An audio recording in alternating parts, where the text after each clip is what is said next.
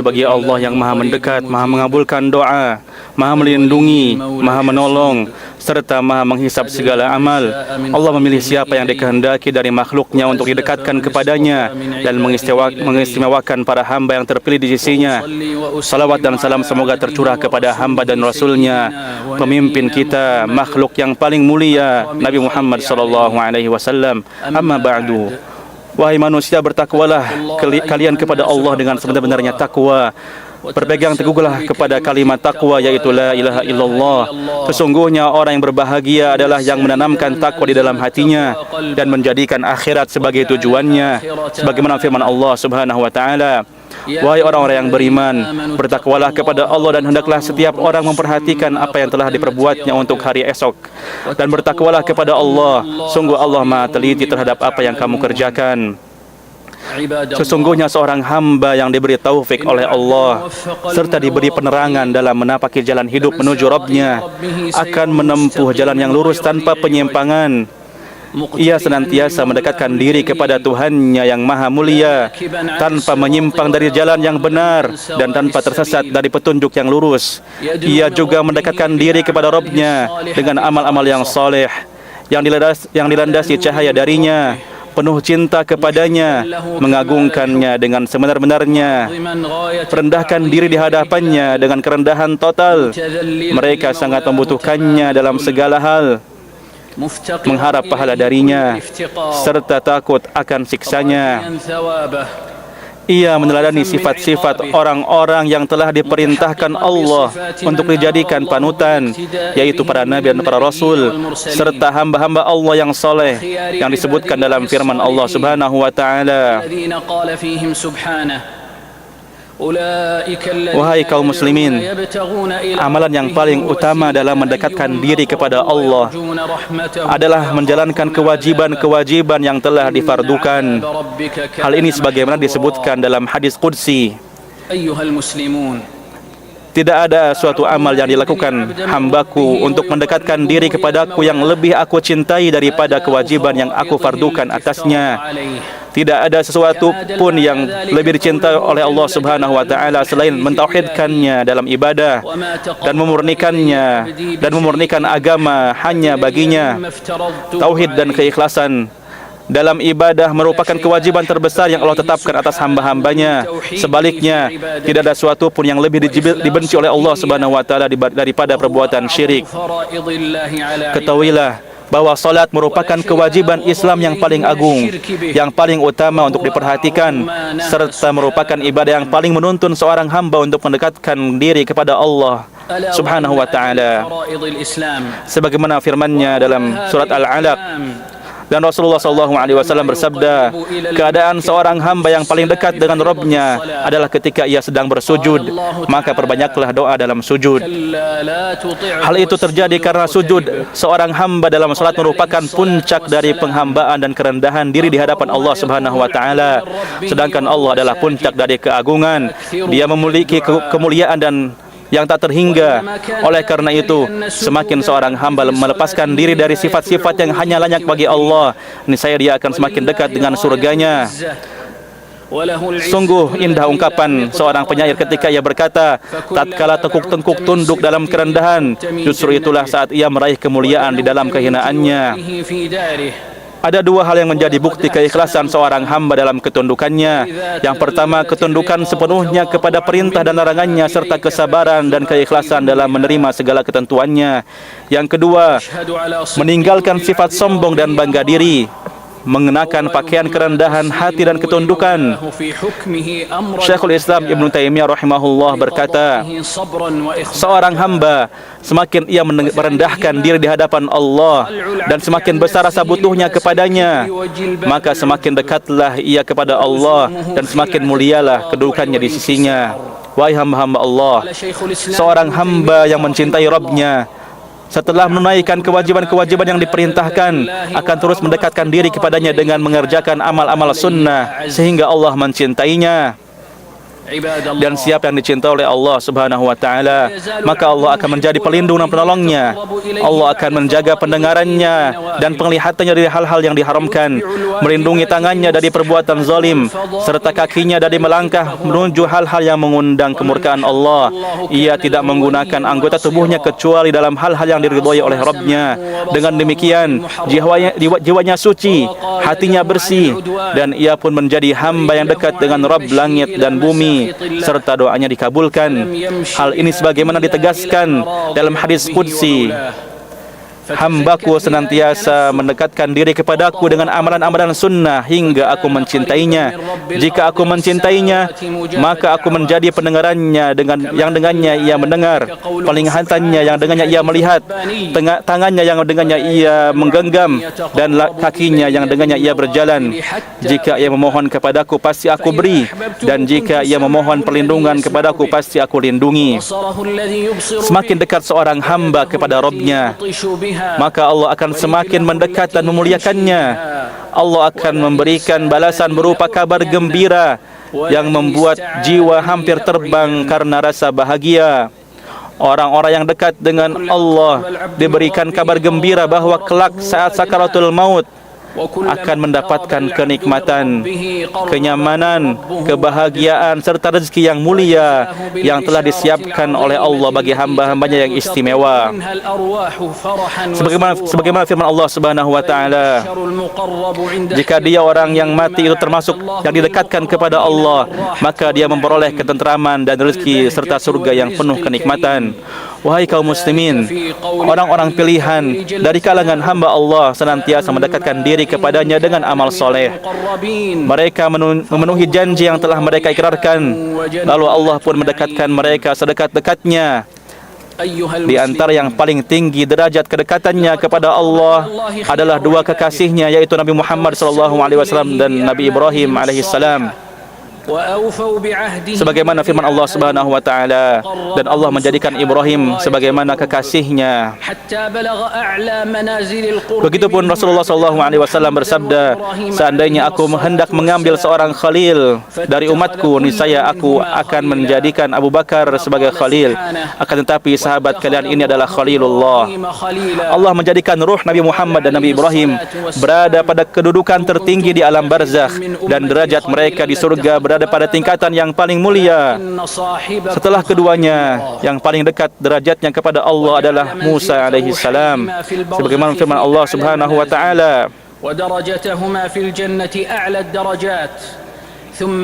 Sebagaimana firman Allah Subhanahu wa taala, kemudian diikuti oleh Nabi Isa, Nabi Nuh alaihi salam, kemudian seluruh para rasul dan para nabi alaihi salam.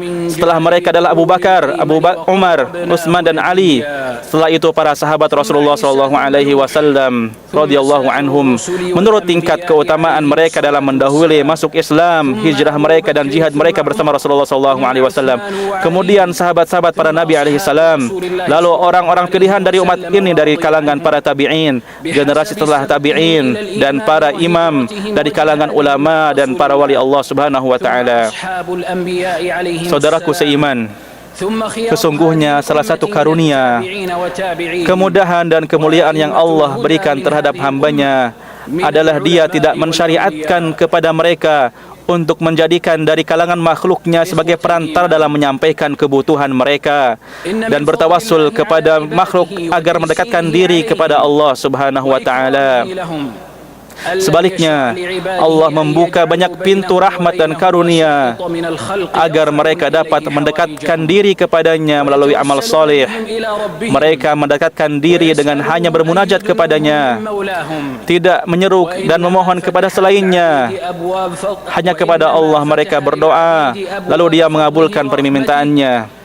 Dan kepadanya juga mereka bertaqarrub, lalu dia pun mendekatkan diri kepada, lalu mendekatkan mereka kepadanya.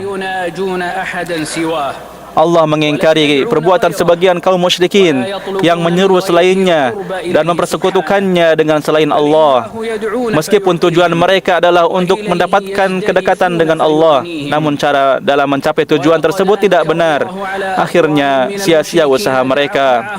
Allah Subhanahu wa taala berfirman, "Ingatlah, hanya milik Allah agama yang murni, dan orang-orang yang mengambil pelindung selain Dia berkata, kami tidak menyembah mereka melainkan berharap agar mereka mendekatkan kami kepada Allah dengan sedekat-dekatnya. Sungguh Allah akan memberi keputusan di antara mereka tentang apa yang mereka perselisihkan. Sungguh Allah tidak memberi petunjuk kepada pendusta dan orang-orang yang sangat ingkar." Karena sarana yang mereka tempuh untuk mendekatkan diri kepada Allah merupakan perbuatan syirik, maka hal itu tidak memberikan manfaat bagi mereka. Bahkan Allah mendustakan mereka. Oleh karena itu, Allah Subhanahu wa taala menjelaskan petunjuk dalam beribadah kepadanya dengan firman-Nya, "Dan apabila hamba-Ku bertanya kepadaku, wahai Muhammad, tentang aku, maka sesungguhnya aku dekat. Aku kabulkan permohonan orang-orang yang berdoa apabila ia berdoa kepadaku. Sesungguhnya Dia mengetahui segala yang tersembunyi. Tidak ada sesuatu yang luput dari pengetahuannya, baik di bumi maupun di langit. Dia mendengar semua suara tanpa terhalang bahasa atau banyaknya permintaan. Pendengarannya terhadap satu suara tidak menghalanginya untuk mendengar suara yang lain. Dia tidak keliru dalam memahami permintaan dan tidak merasa jenuh dengan desakan orang-orang yang terus meminta ampun, meminta pertolongan.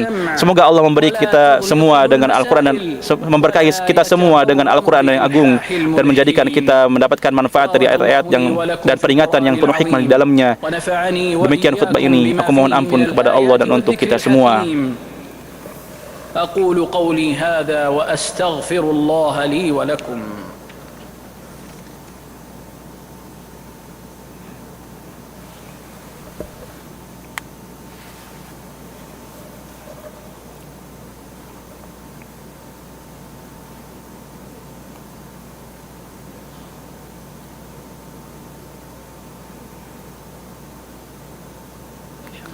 Segala puji bagi Allah yang Maha Perkasa lagi Maha Terpuji, Maha Penyayang lagi Maha Pengasih. Salawat dan salam semoga tercurah kepada pemimpin kita Nabi Muhammad sallallahu alaihi wasallam, pemilik telaga yang dijanjikan dan pemegang janji yang dikibarkan. Amma ba'du, wahai hamba-hamba Allah, sesungguhnya pemimpin para rasul telah menyampaikan risalah dengan sejelas-jelasnya. Melalui beliau Allah menegakkan hujjah atas seluruh manusia. Beliau tidak meninggalkan satu perkara pun yang dapat mendekatkan diri kepada Allah kecuali telah beliau jelaskan. Beliau bersabda, "Aku tidak meninggalkan suatu perkara yang dapat mendekatkan kalian kepada Allah kecuali telah aku perintahkan untuk melakukannya." Oleh karena itu, seseorang tidak diperbolehkan untuk mencari kedekatan kepada Allah kecuali melalui apa yang telah disyariatkan dalam kitabnya atau dijelaskan oleh Rasulnya dan dilakukan dengan keikhlasan. Adapun selain cara tersebut, maka akan tertolak, bahkan justru semakin menjauhkannya dari Allah. Hal ini ditegaskan dalam sabda Rasulullah SAW, "Siapa melakukan suatu amal yang tidak ada tuntutannya dari kami, maka amal itu tertolak." Maknanya ditolak dan tidak diterima. Ibnu Qayyim rahimahullah berkata, sarana yang paling mudah untuk mendekatkan diri kepada Allah adalah dengan senantiasa mengikuti sunnah baik secara lahir maupun batin, senantiasa merasa butuh kepada Allah serta mengharapkan wajahnya semata dalam seluruh ucapan dan perbuatan. Tidaklah seorang sampai kepada Allah kecuali melalui tiga hal ini. Seseorang tidak terputus darinya kecuali ia telah memutuskan hubungannya dengan salah satu atau seluruhnya. Ya Allah, kami memohon kepadamu kebahagiaan karena dekat denganmu, kenikmatan bermunajat kepadamu, serta pertolongan agar selalu berzikir kepadamu, bersyukur kepadamu, dan beribadah dengan sebaik-baiknya kepadamu. Ya Allah, limpahkanlah salawat, salam, dan keberkahan kepada hamba dan utusanmu, kekasihmu dan Nabi kami Muhammad SAW. Anugerahkanlah kepada beliau wasilah dan fadilah, serta bangkitkanlah beliau pada maqam mahmud yang didambakan oleh seorang terdahulu maupun yang akan datang.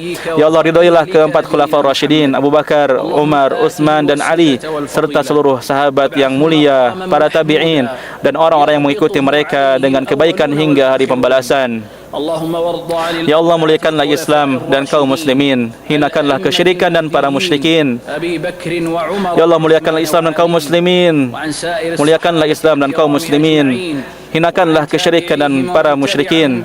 Hancurkanlah musuhmu dan musuh agama ini. Tolonglah hamba-hambamu yang beriman, wahai Allah yang maha kuat lagi maha perkasa. Ya Allah, jadilah engkau penolong, pelindung, pembantu dan pembela bagi bagi saudara-saudara kami kaum mukminin yang tertindas. Ya Allah, tolonglah saudara-saudara kami di Palestina atas kaum Yahudi yang zalim.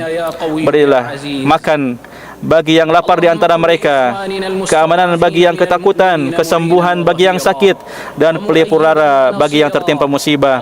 Ya Allah, kokohkanlah hati mereka dan hilangkanlah penderitaan mereka. Ya Allah, berikanlah mereka kemenangan dan pertolongan yang nyata. Ya Allah, lindungilah kaum muslimin di seluruh penjuru dunia dan sebarkanlah keamanan serta keimanan di negeri-negeri mereka. Ya Allah, perbaikilah hubungan di antara mereka, satukanlah hati mereka dan tuntunlah mereka untuk berpegang teguh kepada talimu serta tunduk kepada hukummu. Ya Allah, bimbinglah pemimpin kami, pelayan dua tanah suci, dan muliakanlah agamamu dan kalimatmu melalui kepemimpinannya. Berikanlah taufik kepadanya dan kepada putra mahkota dalam setiap urusan yang membawa kebaikan bagi agama dan negara. Wahai Rabb semesta alam, ya Rabb, sesungguhnya kami telah menzalimi diri kami sendiri. Jika Engkau tidak mengampuni kami dan merahmati kami, niscaya kami termasuk orang-orang yang merugi. Ya Rabb, terimalah amal kami. Sesungguhnya Engkau maha mendengar lagi maha mengetahui. Terimalah taubat kami, karena sesungguhnya Engkau yang maha menerima taubat dan lagi maha penyayang. Maha suci Tuhanmu, Tuhan yang maha perkasa dan dari sifat yang mereka katakan, dan selamat sejahtera bagi para rasul dan segala puji bagi Allah Tuhan seluruh alam. وسلام على المرسلين والحمد لله رب العالمين.